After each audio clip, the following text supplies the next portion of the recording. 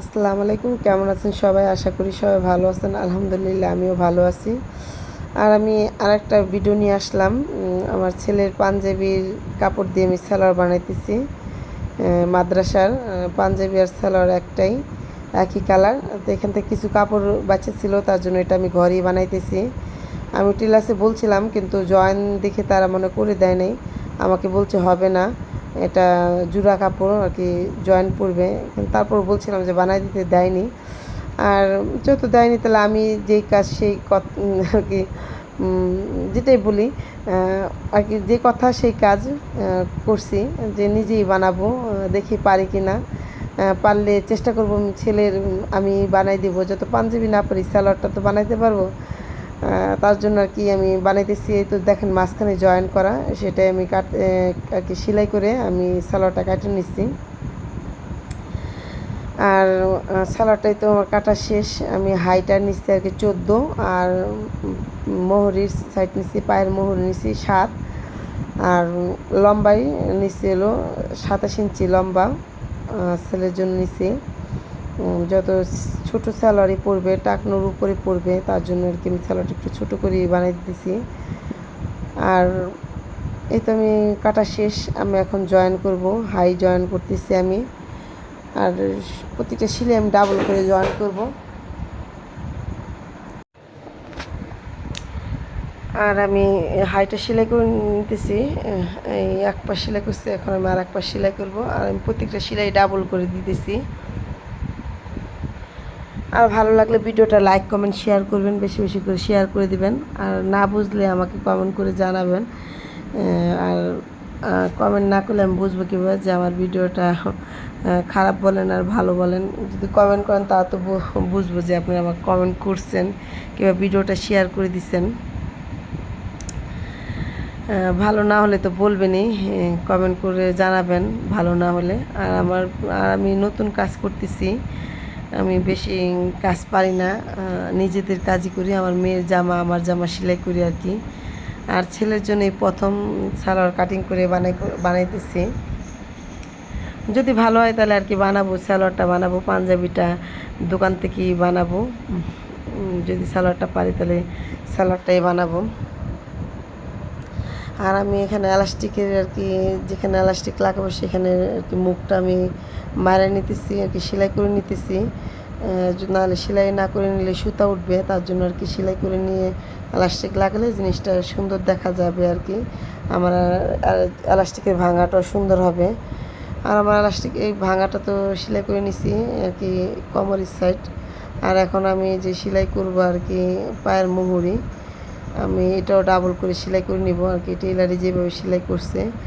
আর এখানে আমি বক্রম দিলে মানে ভালো হতো, মোটা বক্রমটা আমার কাছে মোটা বক্রমটা ছিল না, তার জন্য আমি দিতে পারি নাই। তো যত বললাম যে দুইটা সালোয়ার, তাহলে আমি ওই সালোয়ারটার মধ্যে বক্রম দিব আর কি। এখানে বক্রম দিলে ভালো হইতো। আর কাপড়টা আমার আর কি শর্ট ছিল, তার জন্য আর কি মোটা হয় নাই আর কি, অল্প লম্বাটা খুব কম ছিল আর কি। আমার ছেলের 27 ইঞ্চি লম্বা, 27 ইঞ্চি কাপড় ছিল এখানে আর কি। সালোয়ারটা 27 ইঞ্চি আর কি, যেটা টেলার্স থেকে বানিয়েছি সেটা 27 ইঞ্চি ছিল। আর আমি একটু শর্ট করার জন্য আর কি একটু সেলাই করতেছি আর কি, যত শর্ট হবে। আমার ছেলে বলছে যে আমার সালোয়ারটা বড় হয়ে যায়, তুমি শর্ট করে বানাই দাও। তার জন্য আর কি আমি শর্ট করেই বানাবো। পায়ের মোহর এটা ভেঙে নিছি, ভেঙে আমি সেলাই করতেছি। আমার আর একটা সালোয়ার আছে, সেটার মধ্যে আমি এলাস্টিক দিব আর কি, বক্রম দিব। আর তো আমি কথা বলতে বলতে আর একটা মোহরি বানানো সেলাই করা শেষ। এখন আমি আর এক পাশে মোহরি সেলাই করতেছি। আর ওনারা আর কি দোনো সাইডে সেলাই দিয়েছিল, মাঝখানে কোনো সেলাই ছিল না।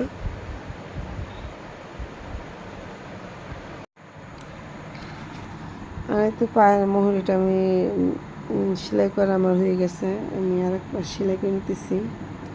আর কথা বলতে বলতে আমাদের নতুন একটা মেহমান আসছে, বিড়াল। সেই বিড়ালকে আমি একটু আদর করতেছি। ও কেমন, ওকে চোখ দিয়ে পানি পড়তেছে, তার জন্য ওকে দেখাইতে পারতেছে না। আসলে আমি বয়সটা খুব রাত্রে দিয়েছিলাম, রাত 12টার সময়। আর ভিডিওটা তো আমার সন্ধ্যার সময় করা, তখন আমি মশারি টাঙাইনি। ও আমার কাছে আসছে, বিছানার উপরে থেকে আমি ভয়েস দিতেছি, তো ওকে আমি একটু আদর করতেছি। আর আমার এই তো আমি আর কি সাইড সেলাই করে নিতেছি, এখানে আমি ডাবল সেলাই দিয়ে নিব। কী হয়েছে সোনালি? সোনালি কী হয়েছে? সোনালি। আর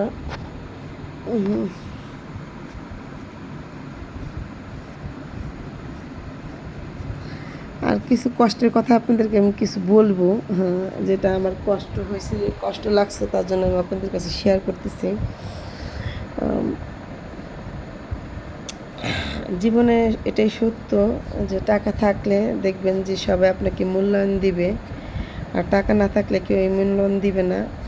আর আপনজনেরাই বেশি, তো আরও বেশি মূল্যায়ন দিবে যদি টাকা থাকে। আপনার যখন দেখবেন আপনার টাকা নেই, দেখবেন কখনোই আপনি তার থেকে সম্মান, চাহিদা আর কি মূল্যবান জিনিসটা আর কি দিবে না। সে তারা অহংকার করবে যে কেন তাদের কাছে টাকা আছে, আমার কাছে টাকা নেই।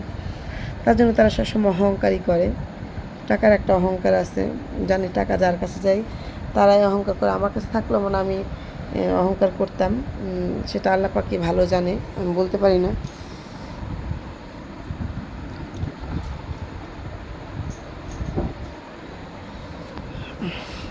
এটা আর কি যে টাকা যার কাছে যায় সেই মনে করেন যে অনেক, টাকা যার কাছে নাই তার কাছে অনেক কষ্টকর জিনিস। আমার কাছে টাকা নাই, তার জন্য আমার অনেক কষ্ট,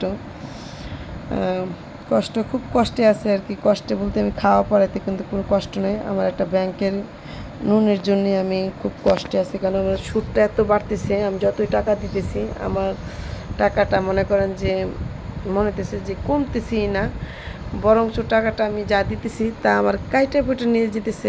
বলতেছে যে ওই বিল, ওই চার্জ সেই চার্জ, কিন্তু আমাকে দেখাইতে পারতেছে না। 100, 200, 300 করে, 500 করে, 1000 করে কাইটা নিয়ে যেতেছে। এরকম করে আমার প্রায় 1000 টাকা আমার কেটে নেওয়া যায়, প্রতি মাসে 1000 টাকা করে বেশি কেটে নিয়ে যায়। তারপরে তাদের সুদ তো খাড়াই আছে, তাদের সুদের কথা তো আর বলতেই হবে না বলেন। এটা নিয়ে আর কি একটু কষ্টে আছি। আর আমার স্যালাডটা কমপ্লিট হয়ে গেছে।